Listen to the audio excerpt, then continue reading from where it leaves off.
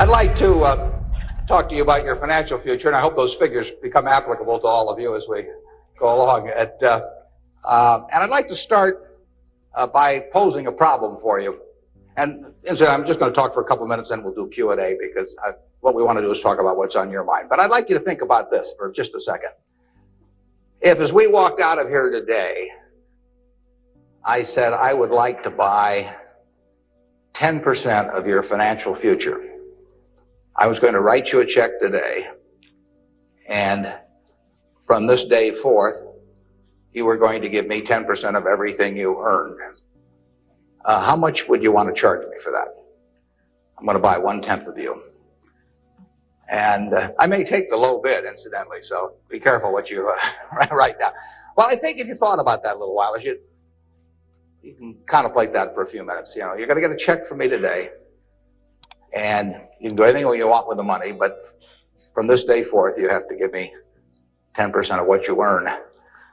I think it would be very foolish of you, any of you, if you asked for less than, say, $50,000. Now, it's going to be a few years before you're out earning money, and so I've got a few years of dead money there. But then I would start getting this royalty on you as you went along. So I really think that if you thought about it, most of you would want a fair amount more than that, and I think you'd be right. Fortunately, I didn't make this deal with anybody when I started out, so nobody's got a 10% royalty on me. But I think that $50,000 would sort of be the absolute minimum.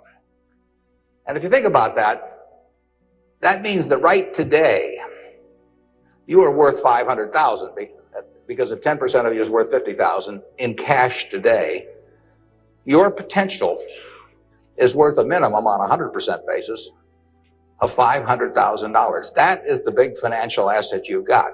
It's way more important what you do with that $500,000 asset that you own today than whether you decide to buy stocks or bonds, or whether you put your money in a mutual fund or pick your own stocks or anything of that sort. The biggest financial asset that you have going for you by miles is the value of your own earning power over the years. So that's really what you should focus on. If you're focusing on your financial future, that means you should focus on you. Because whether your 10% is worth $50,000 or $100,000 or $300,000, which would be $500,000 or $1 million or $3 million for all of you, whether it turns out to be one or the other is really dependent in a very large part on what you do in the next few years. All of you in this room have the brains to do extremely well in life. You've all got the energy to do extremely well in life. And then the question is, how do you apply it? If you've got a 200 horsepower motor, do you get 200 horsepower out of it? Do you get your full potential, or do you get 100 horsepower or 50 horsepower? Now, there's two things that can hold you back in getting the full horsepower out of your engine, whatever it may be. All of you have big enough engines. And one of those is a lack of education, but that probably isn't going to happen to very many people in this room. If you did have a lack of education, if you didn't have a chance to get a decent education in life, it wouldn't make any difference what that potential was, because you'd never unlock it. But the second most important thing, and equally as important, is in terms of the habits that you develop, in terms of what you do with yourself. When we hire people, we look for three qualities. We look for integrity, we look for intelligence, and we look for energy. But if they don't have the first one, integrity, the other two will kill you. Because if you're hiring somebody without integrity, you really want them to be dumb and lazy, don't you? I mean, last thing in the world you want for them is to be smart and energetic. So smart and energetic only goes with integrity. You know, you make your own decision on that. You can't change your IQ or how far you can throw a football or how high you can jump or the color of your hair very easily. But you can elect to have integrity that matches anybody else's. And if you match that with intelligence, which you have, and energy, which you have, you will get an extraordinary result, and you'd be very foolish to sell me 10% of yourself for $50,000. On the other hand, if you don't match it with that, your potential will, in a significant part, go unused. And I'll give you a little simple test to apply in terms of thinking about the kind of habits you want to develop, because you can have any habits you want to be. You can be lazy, you can be prompt, you can be late, you can be honest, you can cut corners. I mean, you have all these choices. And those are choices for you to make. Nobody else is going to make them for you. And I would suggest that you play this little game with me too. Think about the person you would most like to be in life. So maybe it's one of your contemporaries, maybe it's somebody a little older, but pick out the person you admire the most, the person that you'd change places with if you could. And then write down why you admire them. Just put it on a piece of paper. And then figure out the person that you would least like to change places with you. Who really turns you off? Who do you find repulsive? And list the reasons why that person turns you off so much.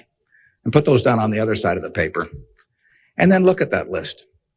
And you'll find that everything on the left-hand side, what you admire in other people, the qualities they bring to life, cheerfulness, generosity, all kinds of things.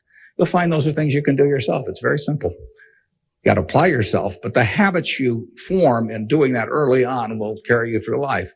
And on the other hand, you'll find that the things that make people repulsive, selfishness, obnoxiousness, all these things, egotism, are things that no one has to have. If you find those in yourself, you can get rid of them as long as you get rid of them early. So all I suggest is that you write down a list of what you admire, what you find contemptible, and decide that the ones on the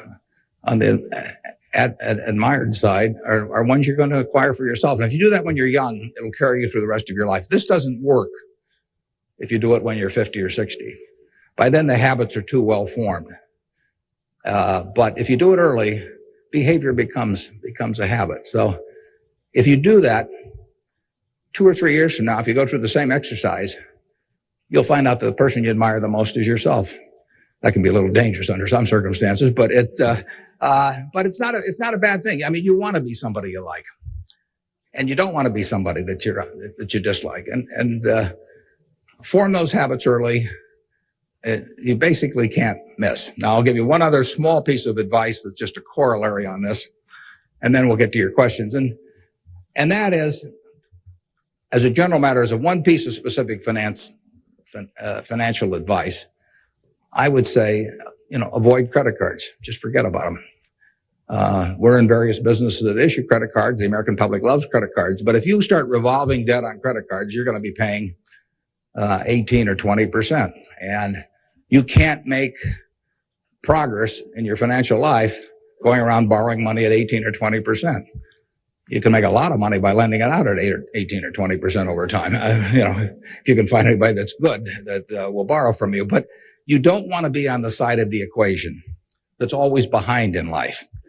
I was lucky. I'd saved about $10,000 by the time I got out of school. That $10,000 was really worth millions I might have earned later on, because after you get a family and everything, the expenses roll in. But those were my tools to work with, but it was only because I was ahead of the game.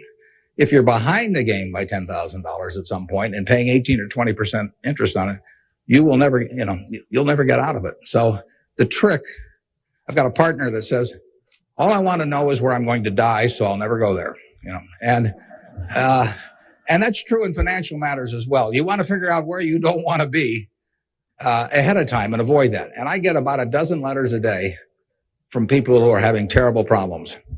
And there are 2 reasons why they have terrible problems. One is a number of them have had health problems of some sort. I mean, they have really been hit by or somebody in their family has been hit by some kind of catastrophic illness. And that is it's a terrible thing to happen to any family. And they run up bills they can't pay. And really only society can solve that one, in terms of protecting people against that. That's just plain bad luck. But the other one is from people who run up credit card debt, and they're facing bankruptcy, or they've been through bankruptcy once before, and they owe a whole bunch of money, and they can't even pay the interest, let alone pay any principal. And half of my letters come from people like that, and that problem is avoidable. Catastrophic illness is not, but credit card debt is something you bring on yourself, and it's way better. It's way easier to stay out of trouble than to get out of trouble financially, and I will guarantee if you run up big credit card debts, you will be in trouble probably the rest of your life in terms of your financial situation. On the other hand, if you get ahead of the game, even it's on a very modest scale, so that money is coming in from investing, and people owe you money or equities owe you ownership, you'll be way ahead of the game compared to paying it, paying your creditors every month. So my advice to you is, if you can't pay for it, don't buy it, and get yourself in a position where you can pay for anything. And then we'll be glad to see you at Borsheim's or the Nebraska Furniture Mart. Now let's have some questions. Do we have a mic out there that people can either go to or that travels around, or anything that's on your mind? Ask about. Don't be bashful.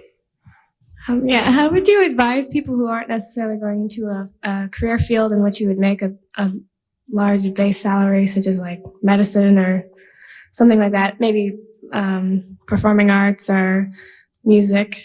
How would you advise us to keep up financially with the rest of the world?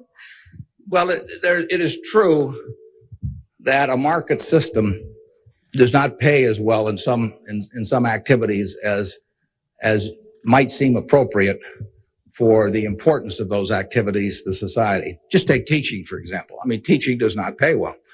And what could be more important? I mean, you've got to be as interested in who the teachers of your children are as who your accountant is, or, whatever, or who's winning the heavyweight title of the world, or that sort of thing. But it doesn't pay well. And it's a fundamental choice, whether you're going to go into something. For many people, it'd be a fundamental choice whether you're going to go into something you love or something to try and make a lot of money. I think that generally it pays to go with what you love. I think that it's very hard to find people when they get to be my age who say that they've loved what they've done all their life and feel it was very worthwhile, but they're terribly sad they made that choice because they didn't make a lot of money. I don't think anybody's ever said that to me, that they wish they'd gone into something else where they were uncomfortable doing it or didn't enjoy it, didn't feel very productive, but made a lot of money. So I don't think you'll find that. So I would go to work in whatever turns you on. It may turn out that it'll be more profitable than you can think, but almost everybody here will make enough money, unless they get some terrible habits along the way, to do reasonably well. And doing reasonably well in this country really is pretty darn good. I mean, it's not necessary to have huge amounts of money in order to enjoy yourself. I enjoyed myself when I had my $10,000, and I live in the same house that I lived in when I had about that. I bought it 41 years ago. I liked the house then. I like the house now. I mean, if you think about it, if you have a reasonable job, you'll be eating at McDonald's and I'll be eating at McDonald's. So we're to push on food. I mean, in fact, I hope it's Dairy Queen actually. And and if you come to Dairy Queen, you'll see me, and you can order anything on the menu I can order, and we both can afford it.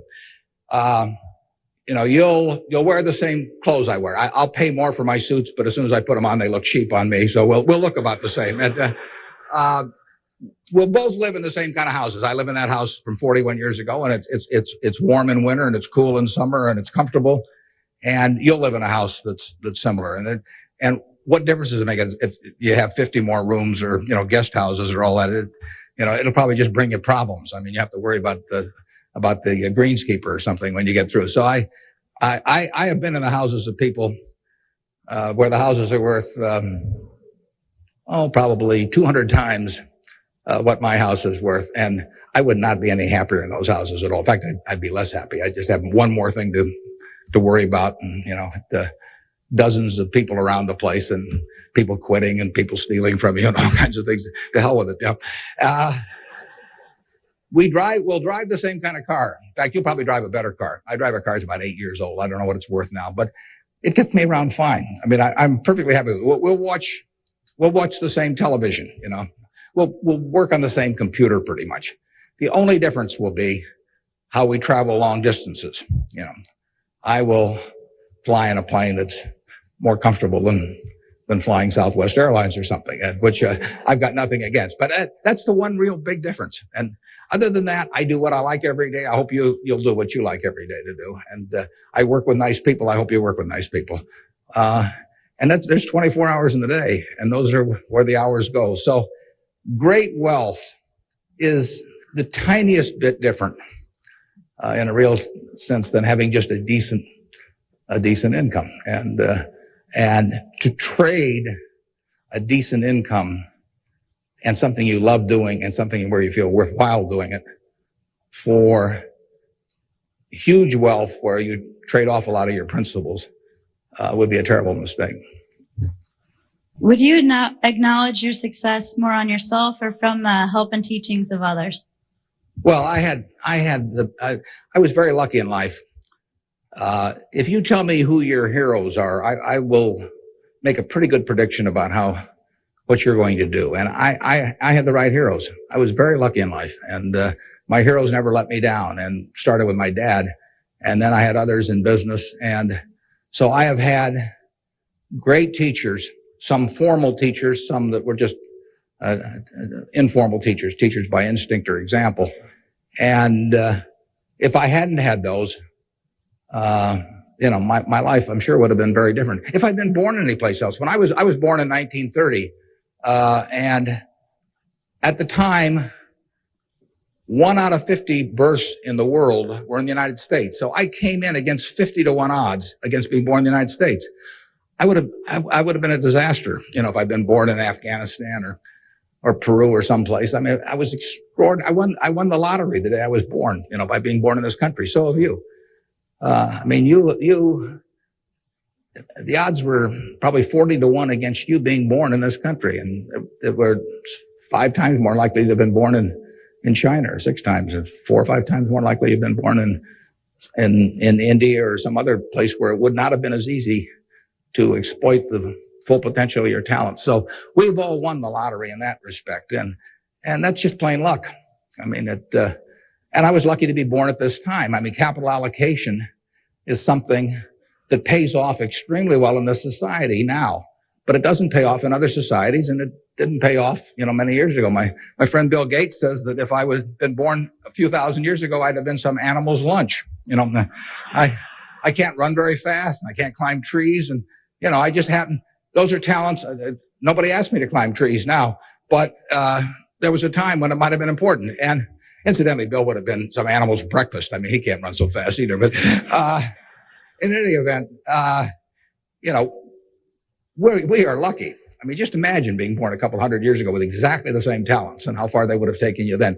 The average person today lives so much better than the richest person lived 100 or 150 years ago. So I'm lucky in that respect. I'm lucky to be born of terrific parents.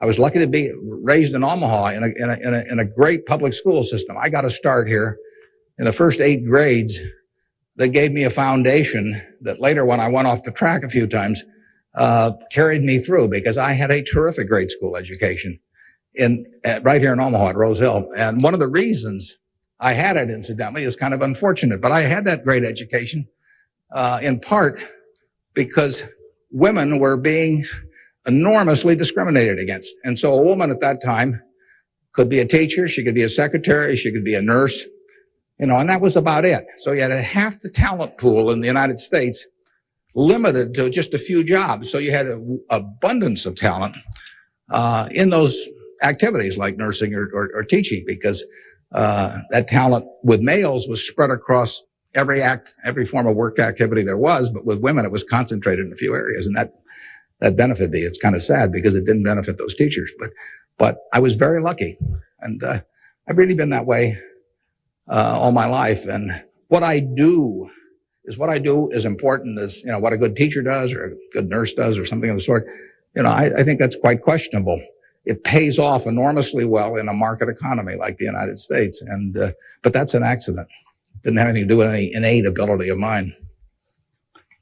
Mr. Buffett, technology has been a great factor in stimulating the world economy. What are your predictions for the future of the technology industry, and what is its future role in world economy and the United States economy? Yeah, well, there's no question it's turning the world upside down. It's done it somewhat already, but it will, it's just beginning, but it's moving very fast.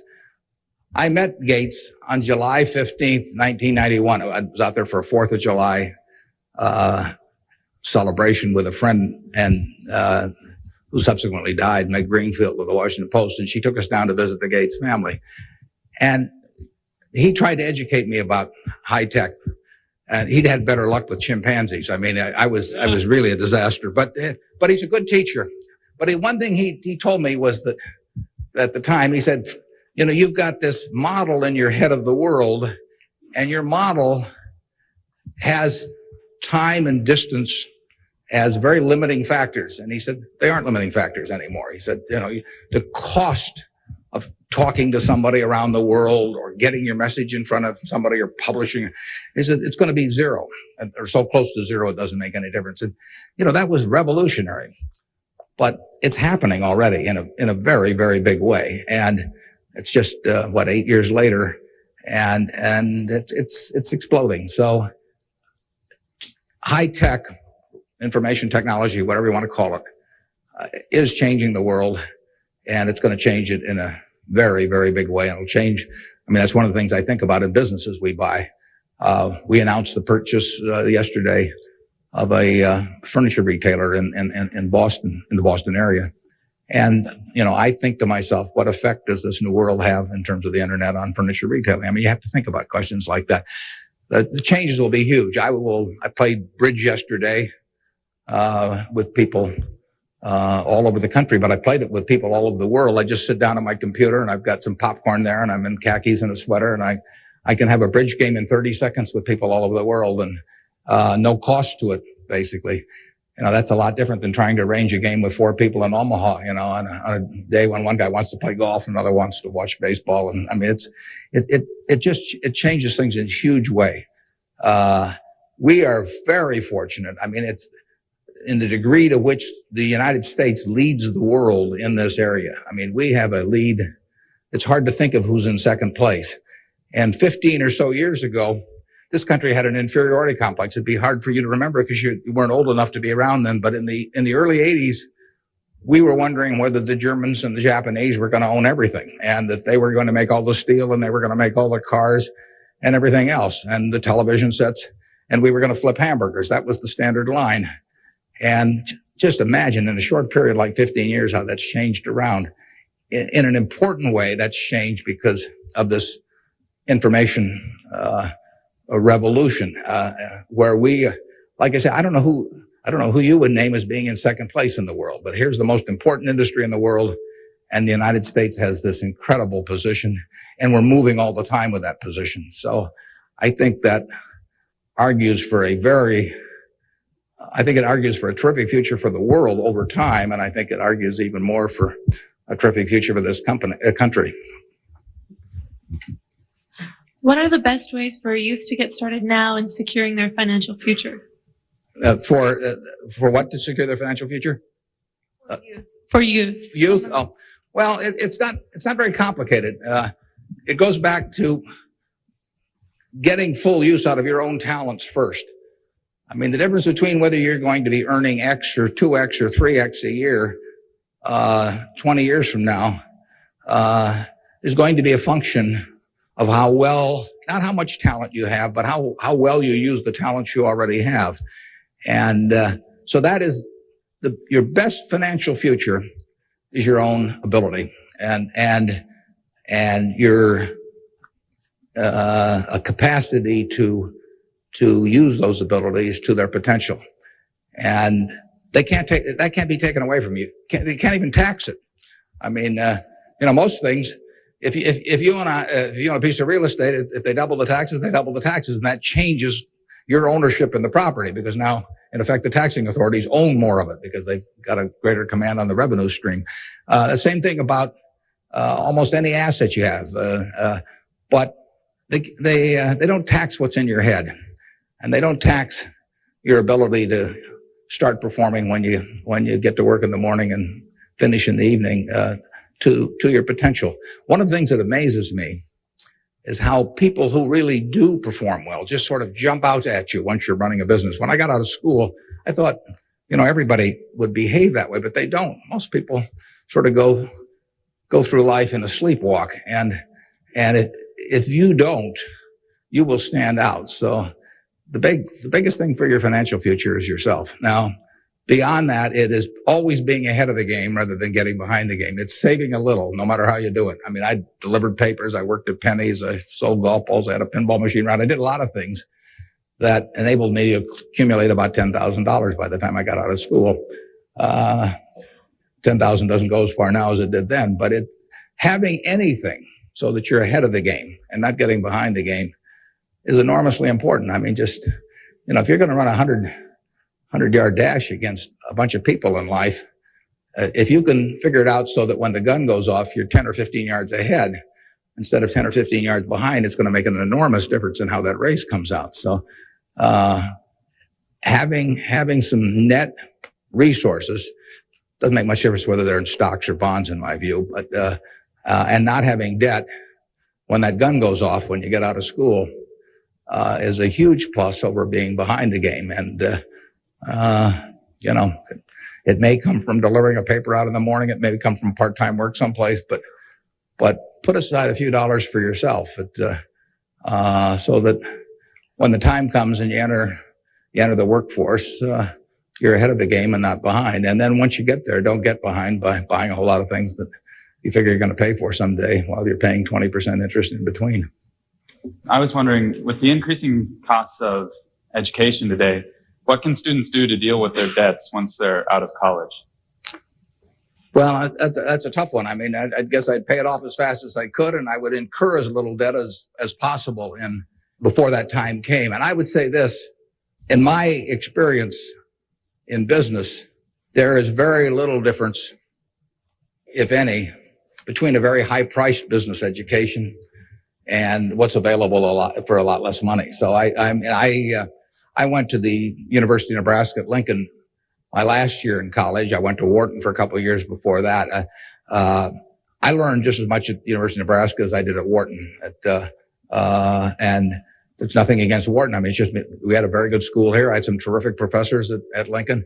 And so I would not assume that if I was paying a few $1,000s for an education here in the state, for example, versus paying huge amounts elsewhere, that it was going to make a lot of difference. A lot of the education, you need to be prodded in the right direction, but an awful lot of it is self-taught. I mean, Andrew Carnegie did a wonderful thing in this country in terms of libraries, and I used to spend a lot of time at libraries. I even got locked in at the University of Omaha, what was then the University of Omaha, and I couldn't get out for hours. And one night I got so entranced with what I was reading, but there's all kinds of information available now with the internet. It's so much easier than it was then. So it's out there to be taken, and it isn't necessary to pay $30,000 or $35,000 a year to go to some big name school to get the education at all. I mean, if you're going to learn accounting, which is probably the most important course you'd take in business, if you're going to learn accounting, you can learn accounting absolutely as well, in my view, going to UNO as going to Harvard. I mean, I see, I'd bet on that. And I wouldn't run up huge bills in terms of getting a business education. Now, if you're going to get a medical education, I mean, there's certain professions where there may not be any way around spending a fair amount of money and getting in debt to some degree. You've got to make that decision yourself, but I'd certainly try to minimize it. And I would have it figured out how I would handle that debt in, say, a 5-year period after I got out of school, or I would think twice about incurring it. What advice would you have for a forming nonprofit organization? For forming a nonprofit organization? Well, I've always tried to avoid forming nonprofit organizations. Well, that would depend entirely on what I wanted to accomplish. I mean, it'd be one thing if it was a hospital. It could be another thing. There's so many types of it. So you've got to get people that are experienced and involved in an entity like that. And but it depends so much on the objective you're working at. I understand that you're very civically involved, and I was wondering how important of a quality you think that is for an individual in life and why. Yeah, well, I wouldn't say that I am that. I mean, I do certain civic things. I think your model as a citizen, for example, in Omaha would be Walter Scott. I mean, he is far more civically involved than I am, and Incidentally, his predecessor, Peter Kiewit, was too, but Walters carried it to new heights. So I don't want to take on any mantle for that myself. I do some things. One of the problems I have is I love what I do so much that it sort of takes over. I mean, I'm like a guy that likes to play a lot of golf or something, except I like the business I'm in. But I've got a family that participates very actively. Some of my children work on almost anything that comes along in the civic area. And, in the end, people do what they want to do to quite a degree. And I think I've never talked to anybody that enjoyed working in civic activities that didn't feel it was very worthwhile after they've done it. I mean, they built something, and participating in building something is always a lot of fun. And actually you can have a good time. We have this golf tournament, for example, in September, and we raised some money for civic things, but everybody has a good time. So nobody's paying any price by doing it. I'm having a good time. The people who come are having a good time. And we get to show them off to people. But you should be enjoying things you go along, and you will if you work in civic activities that interest you. And you can do the same thing in politics. I mean, if you find political ideas or politicians who particularly you identify with, you can get a lot of self-satisfaction out of working, and you're doing something worthwhile. So I just follow your instincts on that. That'd be my recommendation. I have a question. What do you see as the biggest economic problem facing the youth of today going into the future? Yeah, I don't think that you're going to have enormous economic problems. I think you will live in a society where the average person lives better by a significant margin than the average one of a generation earlier or two generations earlier. That's been the history of this country. It's a marvelous country that way. I mean, when you think of it, we have 4.5% of the world's population, and what's been accomplished here is incredible. 53% of the value of corporations that are publicly traded in the world exists in the United States with 4.5% of the population. This country always has done well. They say in stocks that you should buy stock in a business that's so good that even an idiot can run it, because sooner or later one will. And that's not terrible advice. Well, that seems to have been sort of the history of this country from time to time. I mean, we've had all these problems that have come along. If you look back on the last 100 years and list all the problems this country's run into, you can make a very long list. And a lot of people who focused on those problems at the time have missed the bigger picture. And the bigger picture is that every generation lives better than the one before it. And that's because of savings, because savings enable people to create new tools to do better things as they go along. And it's also due to an environment that lets people realize their potential to a greater degree than most other environments in the world. It's far from perfect. I mean, it's sad how far it is from perfect, but it is better than anything else around. I mean, in this country, you don't have some commissar or something running a big business in this country. You've got a guy like Jack Welch, and a fellow like Jack Welch makes a difference of night and day in terms of the productivity of that business over a period of decades. And productivity is what causes the standard of living to rise. So a system that throws up the Jack Welches of the world to run businesses is going to have an enormous advantage over a society that does it by heredity or that does it by government edict. And we're closer to that society that I've described than any other country. And it's led to great things, and it will continue to lead to great things. So I think you've got the best future. You don't face a war, and you've got a better future in terms of achieving material rewards than any generation in history. So I wish I could trade you places. I was wondering if you could speak for Mr. Gates, were afraid of the impact on Y2K on the economy, or specifically the stock market. Yeah, well, I'm glad you gave me a chance to bring in other people, because I'm the last guy in the world understanding about Y2K. I don't know why this microphone's working. I don't know, why lights go on. Or I flip on the switch of my television set and pray. I mean, it's all beyond me. But I would say this: the smartest people I know in that area in large part, think it's going to be a non-event in this country. I can't speak for the rest of the world, but so I think you'll wake up on January 1st and find the world hasn't changed from December 31st. Now, I would say this: you might get a whole bunch of friends to write you checks for $1 billion on December 31st and then deposit them, and who knows what'll happen? You can't lose anything. I mean, all they do is bounce, and if the system gets fouled up, you might find a lot of money in your account. But I wouldn't count on it. We own a company called Executive Jet. We have about 1,400 or 1,500 customers who own pieces of airplanes with us, and so we've got 160 of their planes and some of our own flying around. It'll be very interesting to me to see what the advance people let us know ahead of time when they want to use it. It'll be very interesting to see how many sign up for January 1st at 12:01. But it wouldn't bother me to fly them in the least on January 1st or do anything else on January 1st. Ideally, I hope they're getting prepared to watch the Huskers play in the big game. And I was wondering, how do you decide what you invest your time and money in?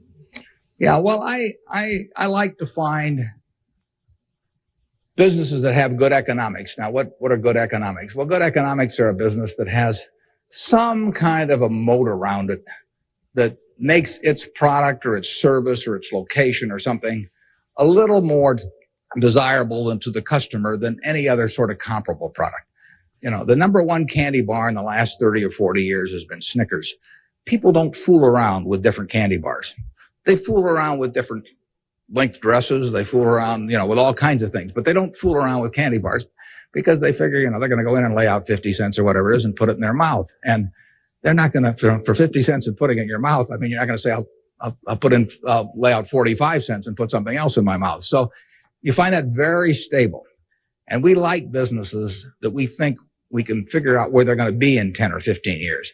I don't know where the information technology businesses are going to be in 10 or 15 years. I know where Snickers bars are going to be in 10 or 15 years. They're going to be selling just about the way they do now. I know where Wrigley's gum is going to be in 10 or 15 years.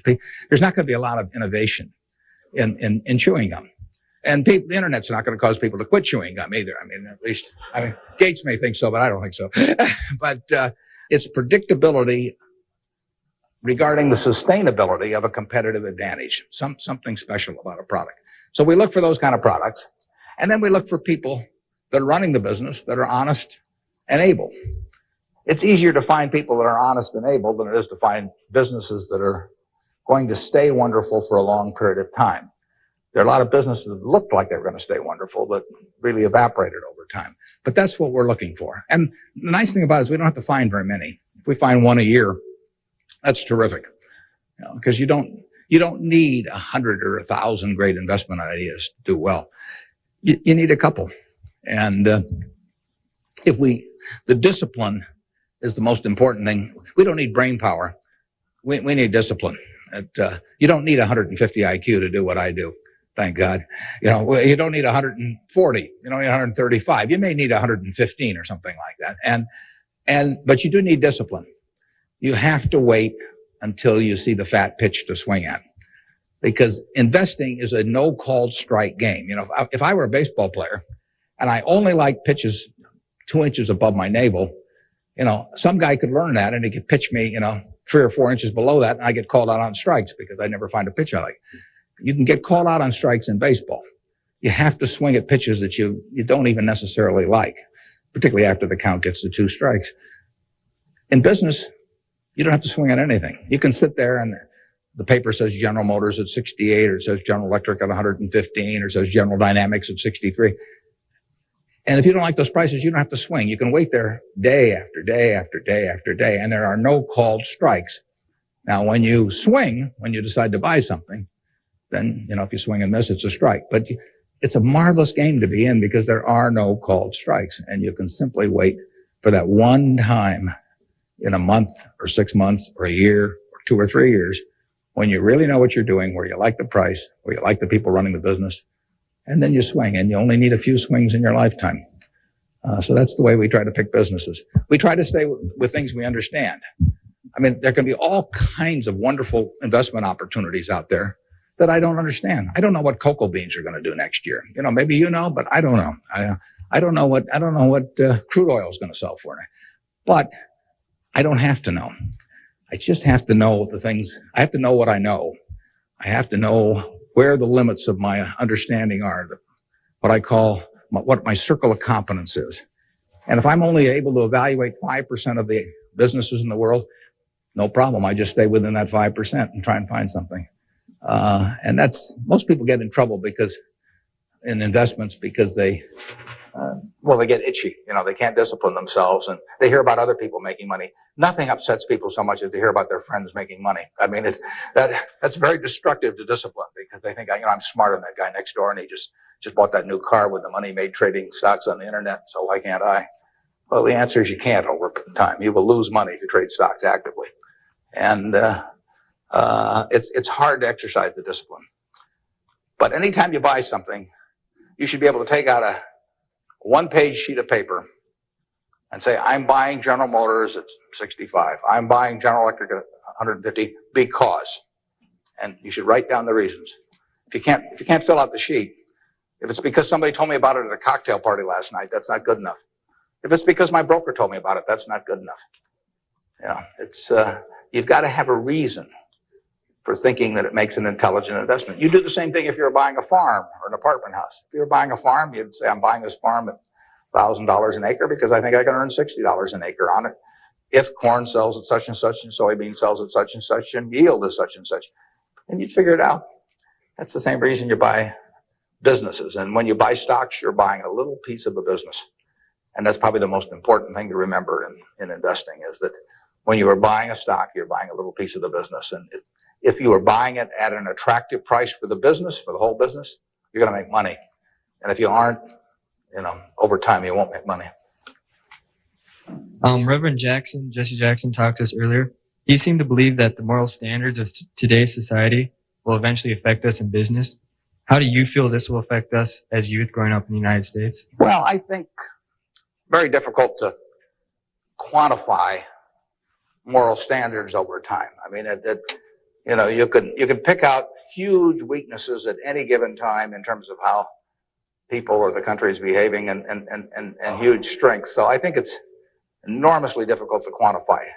I think by and large we have made progress in what I would call institutionalized moral standards in this country. I mean, in terms of slavery, in terms of the women couldn't vote, a century ago. Half the country were second-class citizens in that respect, and they had much lesser rights in terms of inheritance and all kinds of things. The income tax didn't exist 100 years ago. So the idea of taxing people according to how much that they benefited from society and their income didn't exist. So I think in terms of institutionalized moral standards, the country has made really quite significant progress in the last 100 years. I think, there's an enormous distance to go. I think we're going in the right direction, maybe by fits and starts, but I think we're going in the right direction, and I think that it will be a significant plus to everybody in this room if they live in a more moral society 40 years from now than a less moral. But I think the odds are that they will. I think the country moves in that direction. It's very difficult to do it, all kinds of interests that work against it. But in the end, I think the American people want it. And you saw it in civil rights. I mean, it took television to dramatize what was going on, and people that weren't near it preferred not to think about it. But it got through to the conscience of the American people. And a lot of progress has been made there, and there's a lot left to be made, but it's better than it was. And the pace may seem very slow to those people involved, and I can understand that. The pace, for women's suffrage, I mean, that went for decades and decades and decades. Women couldn't be on a jury. I was reading the trial of Clarence Darrow, which took place in California in about 10 or 11. There were no women on the jury. The woman wasn't allowed to be on a jury. They weren't citizens in that sense. So it's the moral behavior of the country has, in my view, improved, but and it'll continue to improve, and I hope you all in this room do your part to help it improve. wondering how, since the stock market's so high right now, if it'd be smart for us to get involved now or to wait till it goes down a little, or what? Yeah, I can't tell you whether or not to buy stocks now generally. I think it's important that you save money, and whether you put it in the stock market or not, I don't think is terribly important. I think if you're interested in stocks, you should buy it, and you've got a little capital, you should buy a few. I mean, I don't think there's any way of learning about them better than experiencing it. Doing it on paper isn't the same. I can guarantee you, if you lose money on paper or lose real money, it's a different experience. And I think you'll learn more about yourself if you do it that way. I bought my first stock when I was 11. I was at Rose Hill at the time, and I bought 3 shares of City Service Preferred at 38, and it went down to 27, which is something I still remember, even though I was 11 at the time. And then it went up to 40, and I sold it. I made $5 on my 3 shares after commissions, and then it went to 200 and something. So, I probably remember that a little better than if I'd been doing it on paper. And I fooled around doing a lot of things between about age 11 and 19 in the stock market. I did charts. I did all kinds of technical analysis. I read every book I could get on the subject. And I didn't do that well. I didn't do terrible, but I was really just floundering around. But that meant by the age of 19, when I read Ben Graham's book, I was at the University of Nebraska in Lincoln, I went and bought this book called The Intelligent Investor, just come out, and it had an enormous impact on me. Now, if I hadn't done, in the previous 8 years, if I hadn't been all over the lot, I'm not so sure that book would have had the same impact on me. I mean, by that time, I was prepared to read Ben Graham's book, which changed my life financially in an incredible way. I mean, I wouldn't be up here today if I had read that book. But yeah, part of life is getting prepared so that when something does happen that's significant, you can grasp the significance of it and know what to do with it. And I would say that first 8 years of fooling around, even though it produced nothing financially to speak of, produced a lot in terms of getting my mind prepared for when I really did read something that made sense. So I was ready to accept it. And I actually went back and went to Columbia to study under Graham, and because of reading that book, and all kinds of things flowed out of it. So I would encourage you, if you're interested in the field, to do a few things. I'd still try and make it as intelligent as possible. I would try to stick with businesses I thought I understood. I'd still get out that sheet of paper and I'd write, I'm doing this because, and just test my reasoning. And then I go back and read it a year later and see whether what you thought would be true turned out to be true. So I would always check myself. I believe in grading myself on everything. Doctors have postmortems, and they do it because they learn from postmortems. In business, people don't like to do postmortems, building plants or buying companies, and they never want 2 years later to run a check on how that decision turned out, because it can be unpleasant. But you learn from postmortems, and you don't want to learn. It's way better to learn from other people's mistakes than your own, but you got to learn from a few of your own too. And the time to do it is when you're young. My question is, to what extent do you feel that the government, with the current policies of welfare and Social Security, is it financially competent and fiscally prepared for the future? Well, I think that the country as a whole is quite well prepared for the future. That doesn't mean I would adopt every policy they have, but I think we have an enormously rich society, and it'll get richer. Everyone isn't going to participate in that. Some won't participate because of physical disabilities, others because of mental disabilities, others because of shortcomings in the education they received when they were growing up, all kinds of reasons. We have a prosperous enough society to be able to take care of those people, and we should take care of them. And how we do it so that they feel most useful in life, and how we do it so that we continue to encourage people to be more productive themselves and all that. I mean, those are not easy questions, but that shouldn't take our eye off the ball of feeling we should do something about it.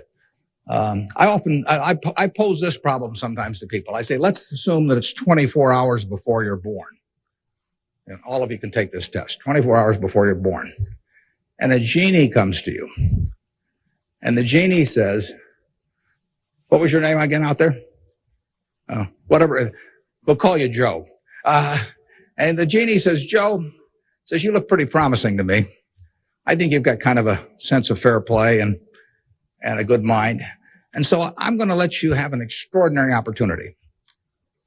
I'm going to let you design the world into which you're going to be born in 24 hours. It's yours. You pick out the political rules. You pick out the economic rules. You pick out the social rules. You design the world. And when you're born in 24 hours, you're going to be born into that world. And that's the world that's going to exist for your lifetime, for your children's lifetime, for your grandchildren's lifetime. And you, having heard of some of these genie jokes in the past, would say, what's the catch? The genie says, well, it's a very slight catch. I said, when you're born in 24 hours, you're going to emerge in this world you designed. But what you don't know is whether you're going to be born black or white, male or female, rich or poor, bright or retarded, able-bodied or infirm, in the United States or Afghanistan. All you know is that you're going to reach into this barrel, which now has 6 billion balls, as we know, representing one person, every person in the world.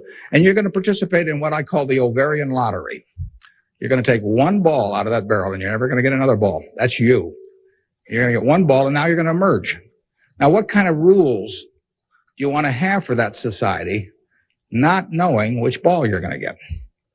Now, that I put to you is the way I think people should think about social policy. And if you're lucky enough to be born in this country, you've won the lottery already.